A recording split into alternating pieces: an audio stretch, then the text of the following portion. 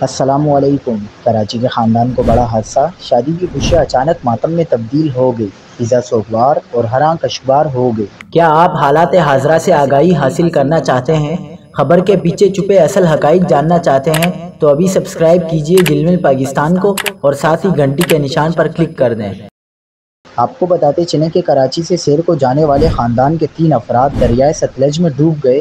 قصور کے علاقے چونیا میں دریائے ستلج میں ڈوبنے والی کراچی فیملی کے 3 افراد کی لاشیں نکال لی گئیں، جبکہ ایک بچی کی تلاش جاری ہے۔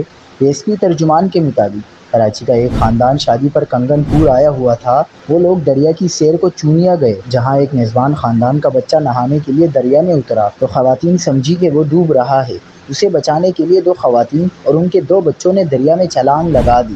ریسکیو ترجمان کے مطابق میزبان خاندان کا بچہ تو نکل آیا، لیکن 2 مہمان خواتین اور ان کے 2 بچے ڈوب گئے۔ ریسکیو اہلکاروں نے 33 سالہ رخسانہ، 22 سالہ نبیلہ اور 12 سالہ بچے روحان کی لاش نکال لی۔ 4 سالہ بچی رباب کی تلاش جاری ہے۔